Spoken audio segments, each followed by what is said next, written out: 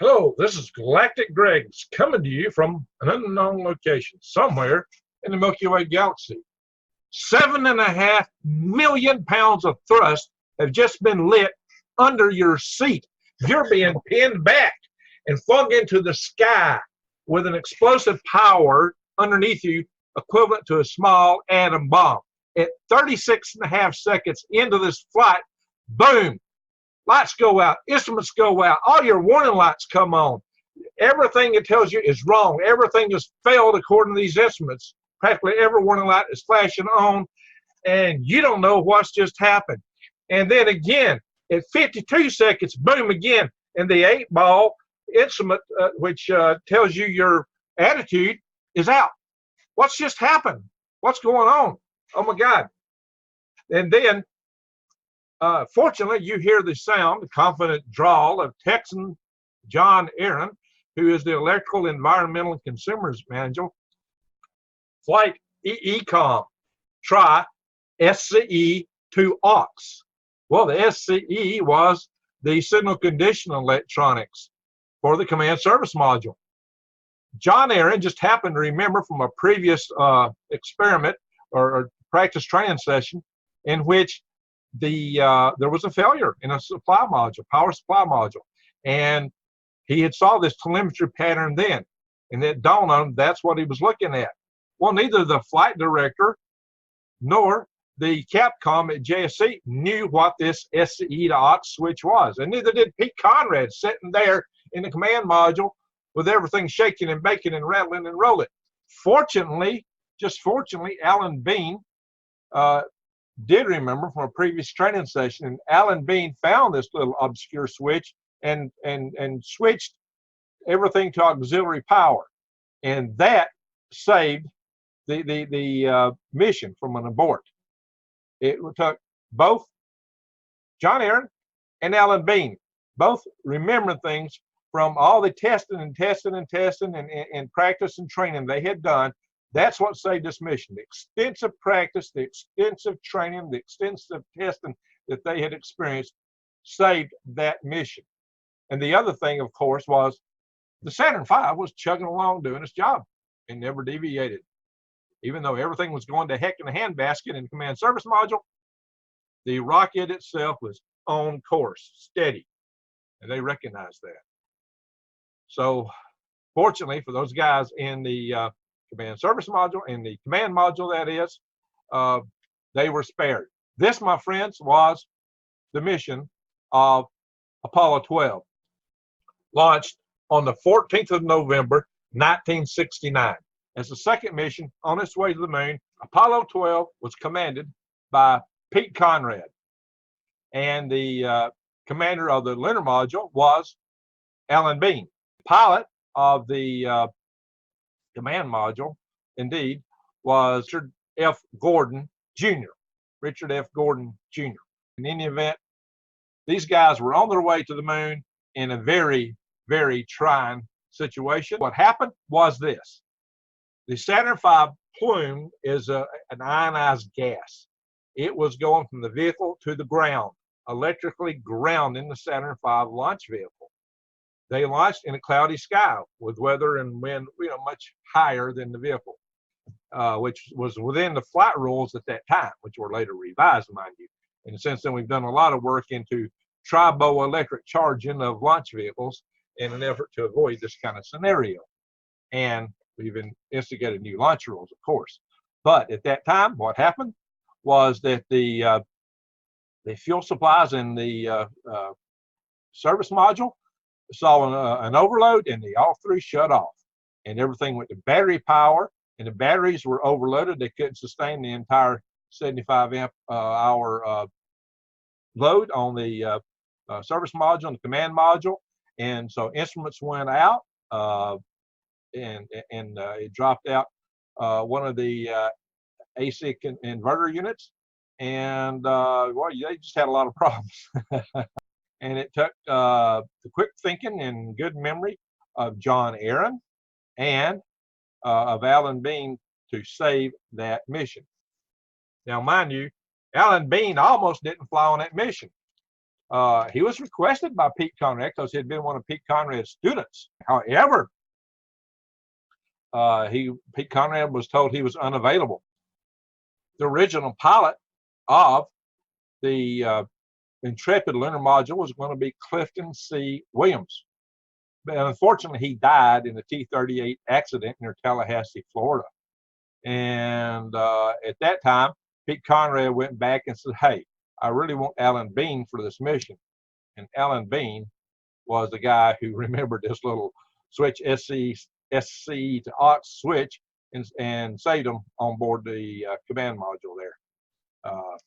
And for his memory and judgment of what to do and what to execute, John Aaron became dubbed as the steely-eyed missile man. And indeed he was. And he would play that role again because he played a key role in saving the next mission, Apollo 13, which we'll talk about in the future. But I once had the great privilege to meet and attend a meeting by John Aaron as a young buck engineer. I was sitting down in JSC, and Mr. John Aaron was chairing a Space Station Freedom Robotic Systems Integration meeting. And I go into this meeting, and of course, he was often want to test a young engineer, as managers would do back in the day when they weren't so sensitive about people's feelings. So he boomed at me in his loud Texas drawl, says, "What are you, a martial man, doing coming down here and wrecking or invading," whatever he said, "my meeting," you know, kind of like when you barge into a party, right? And I said, "Hi, I'm Greg Allison. I'm here from the Element Integration Office, working in the Space Station Robotics Integration." They said, "Okay, welcome to the meeting," or something like that. Once I, confidently explained to him where I was and what I was there for, and I wasn't there to take work from Texas to take the Marshall. I wasn't part of the lab modules. I was actually part of the Level 2 organization, and he accepted me then. So, and he probably would have anyway. He was a good man. He was going to test this young buck to see what he was made out of, and I guess I passed the test because I definitely participated in that and many other meetings at JSC from the Air Force, and made a lot of friends down there, working in the robotics community. So I really loved going to JSC and working with those guys, and that was my first job on the space station, robotic systems integration.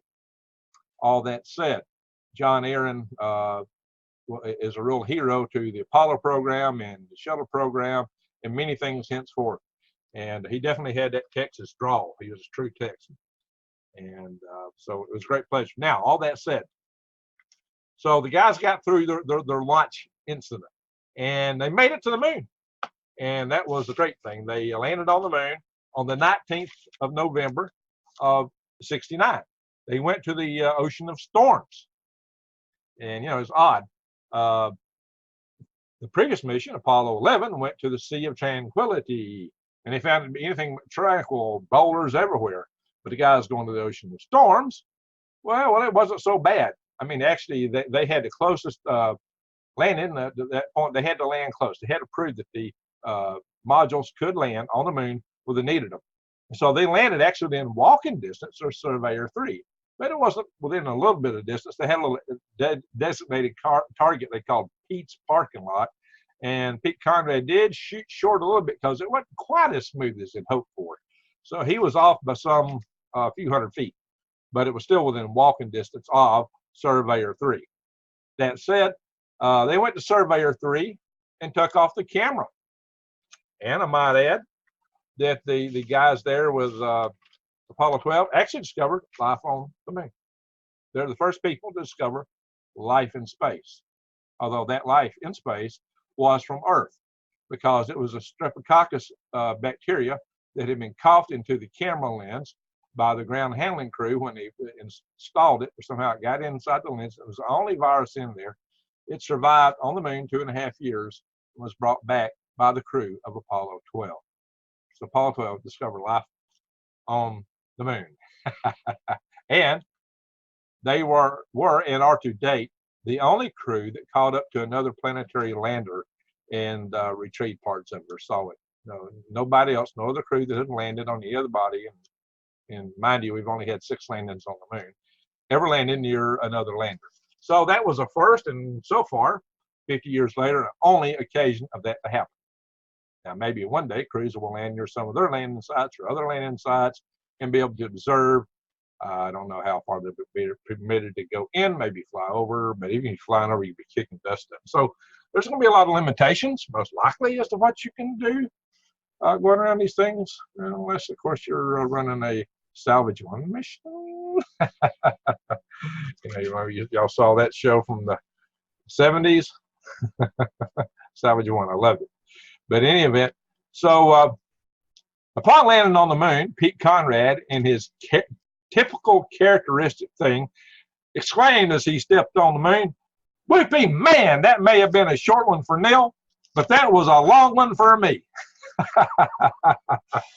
Now, as you might know, Pete Conrad was a lot shorter than Neil Armstrong. But whatever he had lacking in stature, he more than made up for in character. And so I'm going to do a special little tribute to Pete Conrad, probably in my next video, because I had a connection to him. He was a bigger than life guy, and I'm going to show you something from him in the next video that I have in my backyard, actually.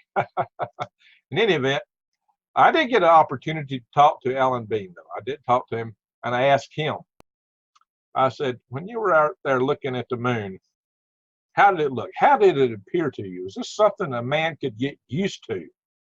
And he looked at me kind of funny. I said, yeah, if you're looking to settle the moon or live on the moon, could you get used to seeing this long, gray, everywhere grayed out place? I mean, it's all the same pretty much, is it not? I mean, is this something you could look at for a long time and get used to it? And he said, well, yep. He said, yes, as a matter of fact, you could. He said it was a magnificent desolation, as Buzz had said, but he said definitely a man could get used to it. And that gave me some modicum of confidence for future space development and settlement when we do return to the moon. Of course, our astronauts that went to the moon and went at the optimal time when the sun wasn't at its worst and it wasn't in the deep freeze cold of the lunar night. So all that said, it could have been worse, but definitely the moon was a place that they found some enjoyment on, even though it was a magnificent desolation, as Buzz Aldrin had described it. The Apollo 12 crew left a nuclear-powered asleep module on the lunar surface to take data for long-term purposes. And indeed, the Intrepid ascent module impacted on the moon on the 20th of November after the crew departed from it and entered the command module that was named the Yankee Clipper. Now, Intrepid hit the moon the 20th of November, and the lunar surface vibrated, and they measured these vibrations ringing for an hour after it hit the lunar surface. That was interesting. So the command module, Yankee Clipper, splashed down on the 24th of November into the Apollo 12 mission. However, there was a remnant of Apollo 12 that's still out there orbiting today. The Apollo 12 third stage, the S-4B, went into a 45-day orbit of the Earth. And eventually it slipped out at some point that I don't know, probably through a Earth-Sun L1 point. And then sometime in 2003, it re-entered. It went from a heliocentric orbit where it was orbiting the sun back into the Earth-Moon system again, probably through the Earth-Sun L1 point. L1 is a two-body gravitation system in which the points of gravity cancel each other out. In the Earth-Moon, you have to factor the sun in for two of these points. I'll explain at another point in the future. However, the point between the two bodies is called the L1 point, and it's closer to the smaller body, of course, given the way the gravity works between the two, because the Earth would have the smallest gravity. And in fact, we put satellites and probes that monitor the sun at that location today, the SOHOs and so forth. And they warn us, hopefully, of things like solar flares to a certain extent, although they cannot tell us that it's about to fly our grid necessarily. There's a problem. However, back to the topic here. So as this thing was re-entering and came back in, at first, nobody knew what it was. So it was discovered by a man named Bill Young. I hope I didn't murder his name too bad, an astronomer, in 2003, and was temporarily named J002E3, you know, by the Minor Planet system. So it basically got a name of an asteroid, minor asteroid, minor planet. So they're looking at the spectrum of this thing and discovered it had, let's see, material of tape. And so they got looking and they figured out that this was indeed the Apollo 12 S4B stage, which just happens to be the same stage that was used to make the Skylab space station and subsequent missions. So, you know, maybe one of these days a Starship or some other vessel will go out there, maybe a new Glenn or a new Armstrong from Blue Origin or an SLS Orion. Somebody might get out there one day and commandeer this thing and turn it into a space hotel. A new Skylab 2. Who knows? That would be interesting. Kind of like reawakening that satellite and space cowboys, right? Except there's really nothing there. The instrument unit's there. Hey, will it still work? It survived all that lightning. It would be a very interesting set of electronics to investigate, look at after it's been in orbit for 50 years. That would be amazing to turn something back on, right? But in any event, so you might say the Apollo 12 mission continues to this day and may yet evolve into something else at some point from that stage. That may be the leaping point for something else in the future. And so with that, I leave you to contemplate that to the future, infinity and beyond. Now, all that I must say, please, if you haven't already subscribed to my channel, please subscribe. Click the update notification bell. Much more to come, including a special tribute to Pete Conrad. I already filmed a bit of it this morning outside. And also check my links below. I've got links to my sister channel that helps support this channel at this point in time, and there'll be stuff that's more germane to Galactic Grays coming in the near future. So I must bid all of you a big hearty thank you for watching. To infinity and beyond.